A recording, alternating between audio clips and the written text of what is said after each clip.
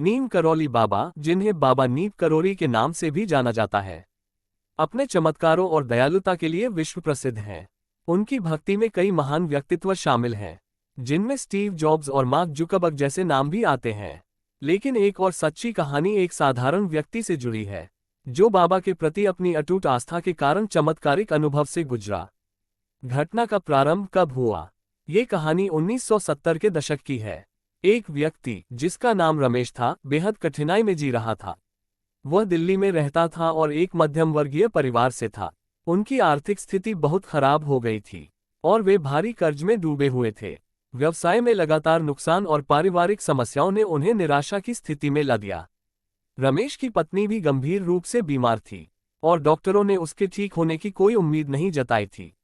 इस निराशा में डूबे हुए रमेश को किसी ने नीम करौली बाबा के बारे में बताया और उन्हें बाबा के कैची धाम जाने की सलाह दी। उसने बाबा के पास जाने का निर्णय किया। शुरुआत में रमेश ने इस सलाह को नजरअंदाज किया, क्योंकि वह एक प्रैक्टिकल व्यक्ति था और इन चमत्कारी कहानियों पर विश्वास नहीं करता था। लेकिन जब उसकी पत्नी की हालत और भी बिगड़ने लगी और वह मानसिक रूप से टूटने लगा, तो उसने आखिरकार बाबा के आश्रम जाने का फैसला किया। वह अपने एक दोस्त के साथ बाबा के दर्शन के लिए कैची धाम पहुंचा। बाबा का साक्षात्कार कैसे हुआ? जब रमेश बाबा के समक्ष पहुंचा, तो बाबा ने उसे देखते ही मुस्कुराते हुए कहा, तुम चिंता मत करो, सब ठीक हो जाएगा।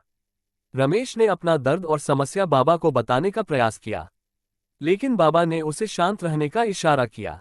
बाबा ने कोई लंबा उपदेश नहीं दिया, बस उन्हें आशीर्वाद दिया और कहा, घर जाओ, तुम्हारी पत्नी ठीक हो जाएगी और तुम्हारी आर्थिक स्थिति भी सुधर जाएगी। क्या हुआ चमत्कार? रमेश बाबा के आशीर्वाद के साथ घर वापस लौट आया। उसे बाबा की बातों पर पूरी तरह से यकीन नहीं था, लेकिन उसके मन में कहीं न कहीं एक उम्मीद जग गई थी। जब वह घर पहुंचा, तो उसने देखा कि उसकी पत्नी की तबीयत में धीरे धीरे सुधार हो रहा है। डॉक्टर, जिन्होंने उसकी पत्नी को बचाने की उम्मीद छोड़ दी थी, अब उसकी तबीयत में हो रहे इस अप्रत्याशित सुधार से चकित थे।